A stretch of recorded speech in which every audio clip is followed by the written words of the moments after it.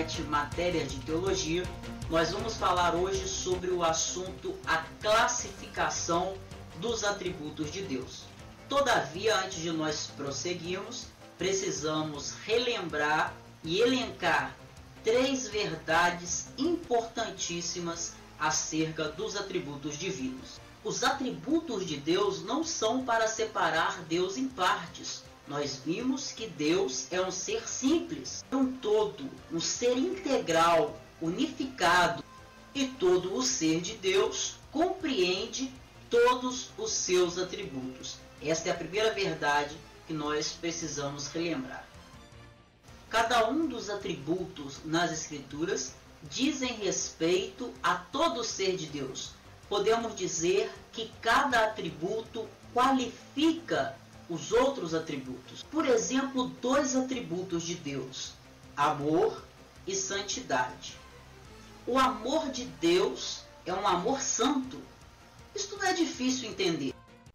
Agora, dizer que a santidade de Deus é cheia de amor, vamos dizer assim, a santidade de Deus é amorosa, a princípio parece algo impossível.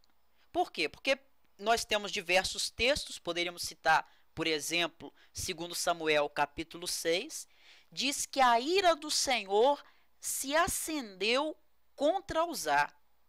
Aí você se lembra desse texto e você fala assim: eu não vejo o amor de Deus quando ele mata Uzá. É claro, eu não vejo Deus manifestar o seu amor por Uzá nesse momento.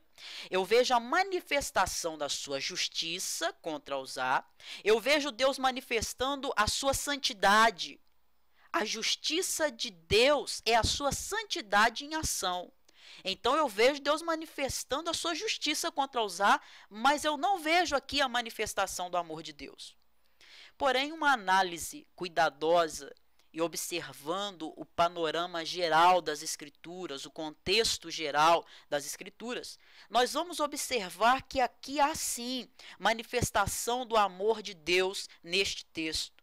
Porém, é óbvio que Deus não está manifestando o seu amor com Uzá em consumi-lo.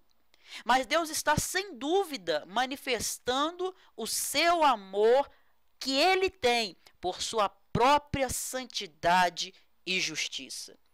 Como corretamente ensina o Dr. John Piper, Deus ama a sua própria glória.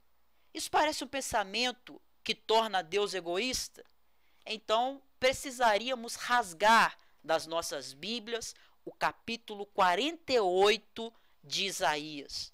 Porque Isaías, no versículo 11 deste capítulo, nos diz: por amor de mim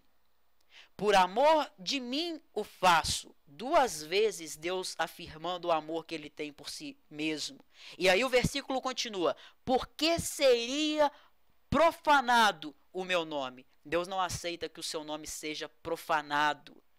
A minha glória não a darei a outrem.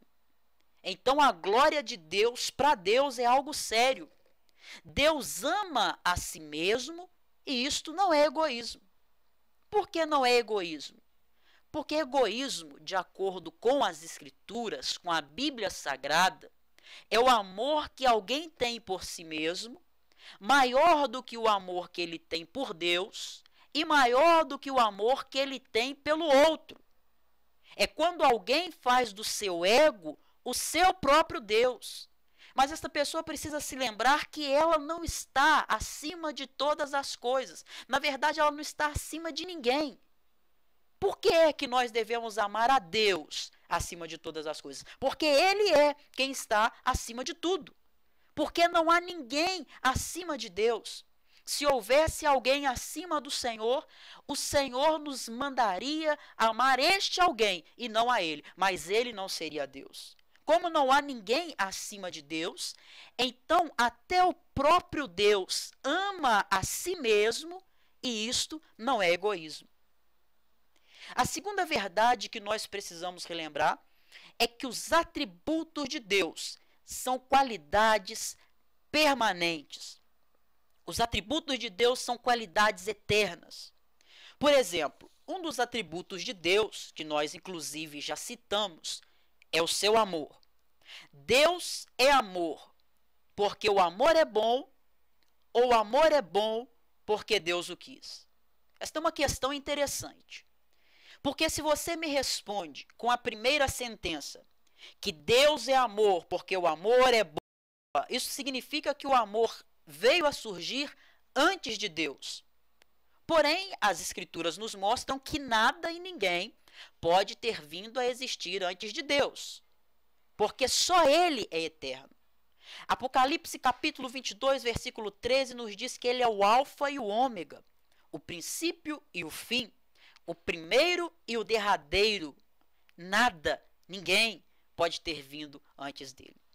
Agora, se você responde com a segunda sentença, o amor é bom porque Deus o quis, então isso significa que o amor veio a surgir depois de Deus, em algum momento anterior ao querer de Deus, antes de Deus desejar ser amor, ele não teria sido amor. Porém, a Bíblia nos diz que Deus é amor. A Bíblia não nos diz que ele era amor. A Bíblia não nos diz que ele se tornou amor, que ele se tornará amor, mas que ele é amor. Ou seja, o amor é algo que faz parte do ser de Deus. Ele não seria o que ele é. Ele não seria Deus se ele não fosse amor. Se ele não fosse santo, se ele não fosse justo, se ele não fosse eterno, se ele não fosse infinito, se ele não fosse onipotente, se ele não fosse onisciente, se ele não fosse onipresente. Se ele tivesse adquirido algum desses atributos em algum tempo, ou se ele em algum momento deixasse esses atributos, ele não seria Deus.